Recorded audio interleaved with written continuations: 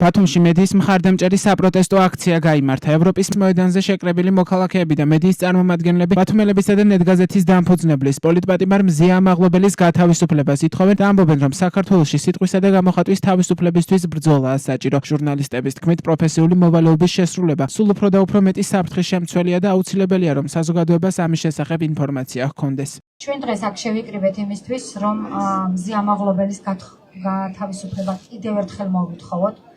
მზია ამაღლობელი არის ჩვენ სხვაგვარად არ შეგვიძლია ნამდვილად, იმიტომ რომ მზია ამაღლობელი არის სიმბოლო საქართველოში, ქართული დამოუკიდებელი ჟურნალისტიკის სიმბოლო და თუ ჩვენ დავუშვებთ, ხო, მე დღეს ბევრი ჟურნალისტს ვუთხარ, რომ ის ერთადერთი სიმბოლო არ არის, მაგრამ ის არის სიმბოლო ნამდვილად დამოუკიდებელი ჟურნალისტიკის და თუ ჩვენ დავუშვებთ ამ სიმბოლოს დატყვევებას, თუ ჩვენ შევეგუებით ამ სიმბოლოს დატყვევებას, ეს იმას ნიშნავს, რომ ჩვენ შევეგუებით ქართული საზოგადოების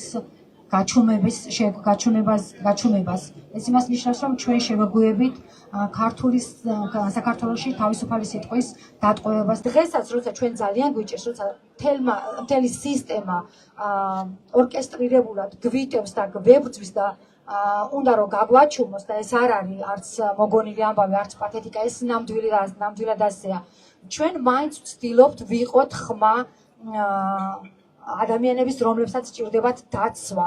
ჩვენ ამას ვაკეთებთ და მომავალშიც გავაკეთებთ. დღეს 2025 წლის აპრილის დასასრულს ეს ქვეყანა ხდება ათეულობით პოლიტპატიმრით. ხდება დაკავებული ჟურნალისტებით, ხდება ნაცემი შეურაცხყოფილი მოქალაქეებით და როცა შეურაცხყოფენ მოქალაქეებს, არა მხოლოდ კერძო მოქალაქეებს ვრცელდება ეს ცნებას შეურაცხყოფენ, როგორც მოქალაქის ცნებას, რომელიც პრაქტიკულად ფუნდამენტია დემოკრატიის.